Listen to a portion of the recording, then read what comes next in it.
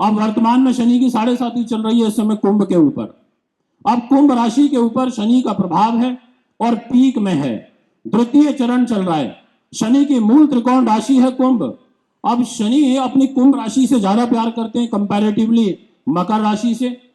बहुत सारे लोगों का ऐसा व्यवहार होता है, अपनी पत्नी से कम प्यार करते हैं, गर्लफ्रेंड से ज्यादा करते हैं। भाई उसकी दो राशियां हैं, एक मकर है एक कुंभ है। अब उसको मकर से प्रेम नहीं है, कुंभ से ज्यादा है। मूल त्रिकोण के रूप में उसको अपनी दूसरी कोठी ज्यादा अच्छी लगती है, पहली कोठी से इतना लगाव नहीं है। तो ऐसे ही शनि महाराज कुंभ राशि में है, द्वितीय चरण में है, शश नाम का महापुरुष राजयोग बना करके बैठे हैं। और आपकी जन्म पत्रिका में बाय बर्थ भी शनि कुंभ राशि में बैठा है, शश महापुरुष राजयोग बना हुआ है। इसका मतलब आपका बाय बर्थ वाला जो राजयोग है वो एक्टिवेट हो गया। शश नाम का महापुरुष राजयोग 30 साल के बाद अब आपकी कुंडली में एक्टिवेट हो गया। तो ये शनि की 7.5 का दूसरा चरण है, यह आपके लिए कंपैरेटिवली बेटर चला जाएगा, यह आपके लिए कंपैरेटिवली ठीक चला जाएगा। और फर्स्ट फेज में आपको चुनौतियां ज्यादा फेस करनी पड़ी। तो बहुत सारे लोगों का प्रश्न आता है कि शनि की 7.5 क्या उतरता हुआ शनि में अच्छा लाभ देगा।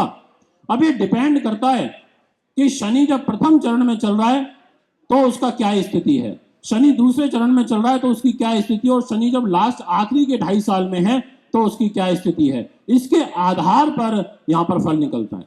अब ऐसे ही कर्क लगन है आपकी। अब शनि के पास डिपार्टमेंट आ गया छठे भाव का। अब कर्क लगन का स्वामी चंद्रमा है, चंद्रमा के साथ में शनि का व्यवहार तो अच्छा नहीं है। अब ऐसी स्थिति में शनि एक तो रोगेश हो गया और साथ में शनि सप्तमेश भी हो गया, पत्नी का भी स्वामी हो गया।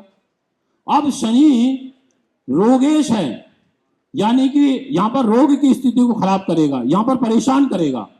अब ऐसे में आपको दिक्कत आ जाएगी। सिंह लगन में क्या होता है, मैं गलत बोल गया, सिंह लगन में छठे भाव का और सप्तम भाव का स्वामी हो जाता है। अब यहां पर अपनी कुंभ राशि से 12वें भाव में चल रहा था पिछले 2.5 सालों से। 24 जनवरी 2020 को शनि का गोचर हुआ था कौन सी राशि में, मकर में। अब अगर हम सिंह राशि से गोचर को चेक करें तो छठे भाव में शनि का ट्रांजिट चल रहा था और सप्तम का स्वामी होकर के वो अपनी राशि से 12वें में था, यानी कि यहां बैक में आ गया। अब कुंभ राशि का लॉर्ड है, कुंभ से पहले मकर आती है 10 नंबर, यानी कि आपकी पीठ में था। तो पीठ के ऊपर, बैक के ऊपर छठे भाव में रोग, चोट, शत्रु, बाधा, पुलिस, केस, मुकदमा, ये सारी की सारी अपयश ये छठे भाव से देखे जाते हैं। अब शनि यहां पर छठे भाव के अंदर था, सप्तम का स्वामी होकर के था। इसका मतलब पत्नी के लिए कष्टकारी हो गया। इसका मतलब पत्नी के साथ जो रिलेशनशिप रहेगा उसमें इसने एक तो परेशानी उत्पन्न करी क्योंकि 12वें हो गया, और साथ में रोग चोट के घर में था, तो कहीं ना कहीं स्वास्थ्य के ऊपर भी बुरा प्रभाव डालेगा। अब किस प्रकार का बुरा प्रभाव डाल सकता है, शनि के पास डिपार्टमेंट क्या है, शनि नस नाड़ियों को प्रभावित करता है, शनि घुटनों को प्रभावित करता है, छठे भाव में बैठा है, लीवर, किडनी जो बॉडी पार्ट 6th हाउस में आता है उससे रिलेटेड बॉडी पार्ट को प्रभावित करेगा। देखिए ये एक जनरल बात है कि यहां पर शनि बैठेगा तो ऐसा रिजल्ट देगा। बाकी अब ये डिपेंड करता है कि यहां का स्वामी, अब यहां का स्वामी भी शनि हो गया, इस भाव का कारक और इस भाव की जिम्मेदारी किसके पास है। तो यहां पर हमें इस प्रकार से फल को निकालना पड़ता है।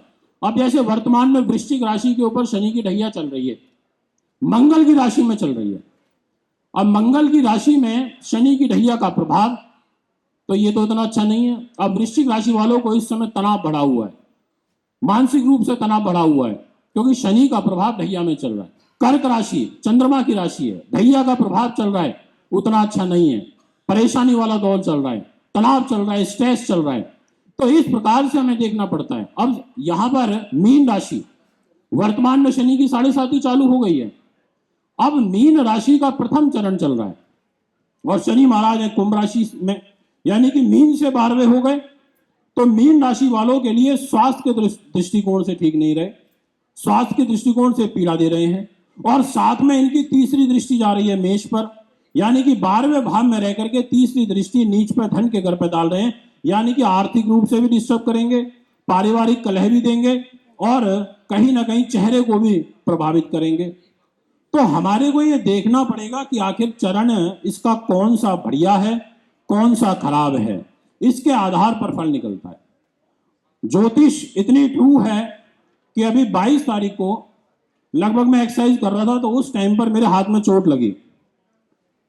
21 तारीख को रात को लगभग 11 बजे, 10:30 बजे के आसपास, 10:30 11 बजे के आसपास तो मैंने ये नोटिस किया कि मेरे हाथ में ये क्यों लगी, इसके पीछे क्या कारण रहा होगा। तो जैसे ही लगी तो मैंने उसी समय का गोचर खोला। तो जब मैंने गोचर खोला तो मैंने देखा कि तुला लगन चल रही थी। अब तुला लगन और मंगल 12वें भाव में और चंद्रमा के साथ थे।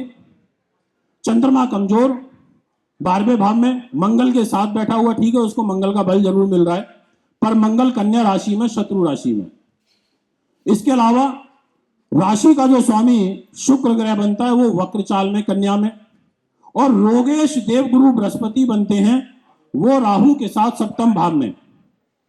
अब जब कोई भी चोट लगती है, कोई भी दुर्घटना होती है, तो उसमें हमारे को ये देखना पड़ता है कि छठे भाव का स्वामी और तोड़ फोड़ कराने वाले ग्रह जैसे मंगल और केतु, इनके प्रभाव से शरीर में कोई ऑपरेशन, कोई सर्जरी, कोई तोड़ फोड़ होना। तो मैंने देखा कि मेरा रोगेश कौन है, मतलब उस समय लगन के हिसाब से, उस समय लगन जो चल रही थी उसके अकॉर्डिंग मेरा रोगेश बना देवगुरु बृहस्पति, और गुरु के ऊपर मंगल की अष्टम दृष्टि आ रही थी। देवगुरु बृहस्पति मेष राशि में बैठे हैं, राहु के साथ बैठे हैं, सामने से दूसरा तोड़फोड़ कराने वाला ग्रह केतु, उसकी सप्तम दृष्टि का प्रभाव, यानी कि मेष राशि पे केतु का भी प्रभाव, मेष राशि में राहु की युति, मेष राशि में गुरु रोगेश होकर के मेष में, और मेष राशि का स्वामी मंगल 12वें भाव में, और फिर मंगल की जो सप्तम दृष्टि थी वो रोग स्थान पर मीन राशि पर, और साथ में छठे भाव का स्वामी मंगल के ऊपर अष्टम दृष्टि, यानी कि छठा भाव पीड़ित, छठे भाव का स्वामी पीड़ित, और तोड़फोड़ कराने वाले ग्रह मंगल और केतु का प्रभाव। तो ये नियम मेरे ऊपर एप्लीकेबल हो गया।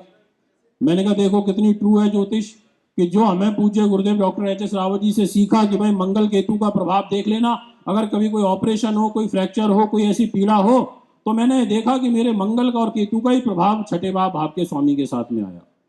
तो इसलिए दोस्तों एक बार पुनः मैं आपको, देखो ऐसा होता है जब भी कोई घटना घटित होती है ना, तो अब जैसे ये बुध की उंगली है, लिटिल फिंगर, और बुध जन्म पत्रिका में राहु की पंचम दृष्टि में है, सूर्य के साथ बैठा हुआ था, और जो हमारे शरीर के अंदर ये वाला जो बॉडी पार्ट होता है, इसका कुंडली के अंदर उस समय देवगुरु बृहस्पति मालिक था, और देवगुरु बृहस्पति मेष में ही बैठा था राहु के साथ में। तो यानी कि हाथ देखो, जो ग्रह ज्यादा पीड़ित होगा वो अपने से रिलेटेड बीमारी देगा, उससे रिलेटेड पीड़ा देगा। तो यहाँ पर देवगुरु बृहस्पति छठे भाव का, बाकी तो इसमें बहुत ज्यादा शोध किया जा सकता है, बट अगर आप किसी व्यक्ति को ऐसे भी बता देते हो कि भैया आप इस समय थोड़ा सावधान हो जाओ, मंगल शत्रु राशि में चल रहा है, बुध की राशि में चल रहा है, आप थोड़ा चोट दुर्घटना एक्सीडेंट का योग बनेगा, और बाकी तो फिर मैंने अपने खुद के ग्रह तो देखे नहीं अभी, मैंने तो खाली उस टाइम का गोचर देखा कि मेरा गोचर कैसा चल रहा है, अपने ग्रहों के साथ उसको मिला के नहीं देखा। तो यहाँ पर एक बार पुनः मैं पूरी टीम को बहुत बहुत धन्यवाद देता हूँ, इतना अच्छा सफल प्रोग्राम आयोजन किया। और एक विशेष रूप से मैं कहना चाहता हूँ कि जो मैंने आज पूजन की विधि देखी यहाँ पर इस कार्यक्रम में, वो मुझे बड़ी अच्छी लगी। एक प्रॉपर तरीके से स्वस्ति वाचन हुआ, गणेश पूजन हुआ, पंच देवताओं का आशीर्वाद लिया, एक प्रॉपर जैसे मैनर में होता है ना, हम पूजा करते हैं तो पृथ्वी माता को प्रणाम करते हैं, अग्नि प्रज्वलित करते हैं, आचमन करते हैं जल से, फिर उसके बाद गणेश पूजन करते हैं, फिर पूरा स्वस्ति वाचन करते हुए सभी को बुलाते हैं, गणेश जी को अध्यक्ष जी हैं उनको आह्वान करते हैं। तो ये बड़ा अच्छा लगा और फर्स्ट टाइम मैंने देखा।